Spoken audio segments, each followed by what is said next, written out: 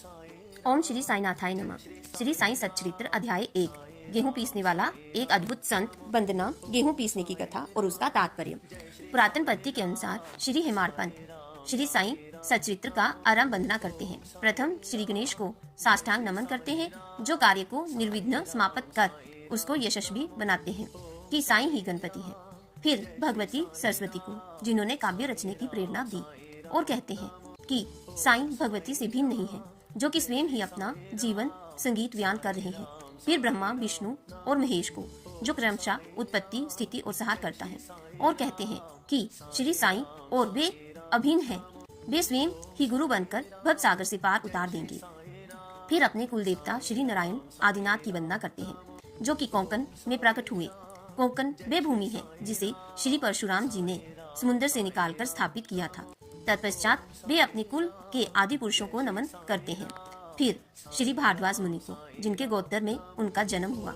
पश्चात उन ऋषियों को, जैसे याज्ञवल्क्य, भृगु, पराशर, नारद, वेदव्यास, सनक, सनंदन, सनंद कुमार, शुक, सौनक, विश्वामित्र, वशिष्ठ, वाल्मीकि, वामदेव, जैमिन, वैश्यापन, नव, योदिंग इत्यादि तथा आधुनिक संत जैसे निवृत्ति, ज्ञानदेव, सोपान, मुक्ताबाई, जनार्दन, एकनाथ, नामदेव, तुर्काराम, कान्हा, नरहरि आदि को नमन करते हैं। फिर अपने पितामह सदाशिव, पिता रघुनाथ और माता को, जो उनके बचपन में ही गत हो गई थी। फिर अपनी चाची को, जिन्होंने उनका भरण पोषण किया, और अपने प्रिय ज्येष्ठ भ्राता को नमन करते हैं। फिर पाठकों को नमन करते हैं, जिनसे उनकी प्रार्थना है कि वे एकाग्रचित होकर कथामृत का पान करें। अंत में श्री सच्चिदानंद सदगुरु श्री साईनाथ महाराज को, जो कि श्री दत्तात्रेय के अवतार और उनके आश्रयदाता हैं, और जो ब्रह्मा जगन मिथ्या का बोध कराकर समस्त प्राणियों में एक ही ब्रह्मा को व्यापातिक की अनुभूति कराते हैं। श्री पराशर, व्यास और सांडिल्य आदि के समान भक्ति के प्रकारों का संक्षेप में वर्णन कर अब ग्रंथकार महोदय निम्नलिखित कथा प्रारंभ करते हैं। गेहूं पीसने की कथा। सन 1910 में मैं एक दिन प्रातः काल श्री साईं बाबा के दर्शनार्थ मस्जिद में गया। वहाँ का विचित्र दृश्य देख मेरे आश्चर्य का ठिकाना न रहा कि साईं बाबा मुंह हाथ धोने के पश्चात चक्की पीसने की तैयारी करने लगे। उन्होंने फर्श पर एक टाट का टुकड़ा बिछा, उस पर हाथ से पीसने वाली चक्की में गेहूं डालकर उन्हें पीसना आरंभ कर दिया। मैं सोचने लगा कि बाबा को चक्की पीसने से क्या लाभ है। उनके पास तो कोई है भी नहीं, और अपना निर्वाह भी भिक्षावृत्ति द्वारा ही करते हैं। इस घटना के समय वहाँ उपस्थित अन्य व्यक्तियों की भी ऐसी ही धारणा थी, परंतु उन्हें पूछने का साहस किसे था। बाबा के चक्की पीसने का समाचार शीघ्र ही सारे गांव में फैल गया, और उनकी ये विचित्र लीला देखने के हेतु तत्काल ही नर नारियों की भीड़ मस्जिद की ओर दौड़ पड़ी। उनमें से 4 निडर स्त्रियां भीड़ को चीरता हुई ऊपर आई, और बाबा को बलपूर्वक वहां से हटाकर हाथ से चक्की की खूंटा छीनकर तथा उनकी लीलाओं का गायन करते हुए उन्होंने गेहूं पीसना प्रारंभ कर दिया। पहले तो बाबा क्रोधित हुए, परंतु फिर उनका भक्ति भाव देखकर वे शांत होकर मुस्कुराने लगे। पीसते पीसते उन स्त्रियों के मन में ऐसा विचार आया कि बाबा के ना तो घर द्वार है, और ना इनके कोई बाल बच्चे हैं, तथा ना कोई देख रेख करने वाला ही है।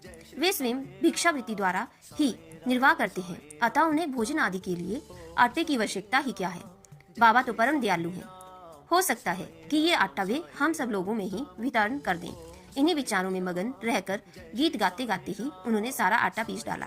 तब उन्होंने चक्की को हटाकर आटे को 4 समान भागों में विभक्त कर दिया, और अपना अपना भाग लेकर वहां से जाने को उद्यत हुई। अभी तक शांत मुद्रा में निमग्न बाबा तत्काल ही क्रोधित हो उठे और उन्हें अपशब्द कहने लगे। स्त्रियों, क्या तुम पागल हो गई हो? तुम किसके बाप का माल हड़प कर ले जा रही हो? क्या कोई कर्जदार का माल है जो इतनी आसानी से उठाकर लिए जा रही हो?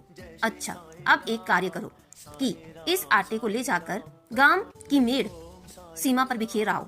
मैंने शिरडी वासियों से प्रश्न किया कि जो कुछ बाबा ने अभी किया है उसका यथार्थ में क्या तात्पर्य है। उन्होंने मुझे बतलाया कि गांव में भिक्षुची का हैजा का जोरों से प्रकोप है, और उसके निवारणार्थ ही बाबा का ये उपचार है। अभी जो कुछ आपने पीसते देखा वह गेहूं नहीं, वरना विषुचिका हैजा थी, जो पीसकर नष्ट भ्रष्ट कर दी गई है। इस घटना के पश्चात सचमुच विषुचिका की स्क्रमता शांत हो गई और ग्रामवासी सुखी हो गए। ये जानकर मेरी प्रसन्नता का पारावार न रहा। मेरा कौतूहल जागृत हो गया। मैं स्वयं से प्रश्न करने लगा कि आटे और भिक्षुचि का हैजा रोग का भौतिक तथा पारंपरिक क्या संबंध है। इसका सूत्र कैसे ज्ञात हो। घटना बुद्धिगम्य सी प्रतीत नहीं होती। अपने हृदय की संतुष्टि के हेतु इस मधुर लीला का मुझे 4 शब्दों में महत्व अवश्य प्रकट करना चाहिए। लीला पर चिंतन करते हुए मेरा हृदय प्रफुल्लित हो उठा और इस प्रकार बाबा का जीवन चरित्र लिखने के लिए मुझे प्रेरणा मिली। ये तो सब लोगों को विदित ही है कि ये कार्य की कृपा और शुभ आशीर्वाद से ही सफलतापूर्वक संपन्न हो गया। आटा पीसने का तात्पर्य। शिरडी वासियों ने आटा पीसने की घटना का जो अर्थ लगाया वह तो प्रायः ठीक ही है, परंतु उसके अतिरिक्त मेरे विचार से कोई अन्य भी अर्थ है। बाबा शिरडी में 60 वर्षों तक रहे और इस दीर्घ काल में उन्होंने आटा पीसने का कार्य प्रायः प्रतिदिन ही किया। पीसने का अभिप्राय गेहूं से नहीं, वरन अपने भक्तों के पापों, दुर्भाग्यों, मानसिक तथा शारीरिक तापों से था। उनकी चक्की के 2 पाटों के ऊपर का पाट भक्ति और नीचे का कर्म था। चक्की का मुठिया जिससे कि वे पीसते थे वह था ज्ञान। बाबा का दृढ़ विश्वास था कि जब तक मनुष्य के हृदय से प्रवृत्तियां, आसक्ति, घृणा और अहंकार नष्ट नहीं हो जाते, जिनका नष्ट होना अत्यंत दुष्कर है, तब तक ज्ञान तथा आत्मा अनुभूति संभव नहीं है। ये घटना कबीरदास जी की उसके तदन रूप घटना की स्मृति दिलाती है।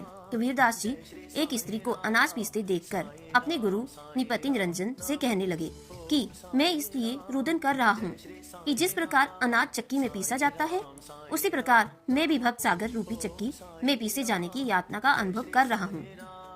उनके गुरु ने उत्तर दिया कि घबराओ नहीं, चक्की के केंद्र में जो ज्ञान रूपी दंड है उसी को दृढ़ता से पकड़ लो।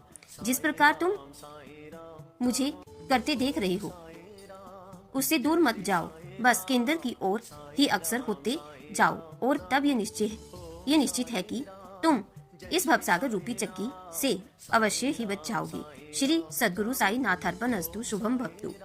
ओम श्री साईनाथाय नमः।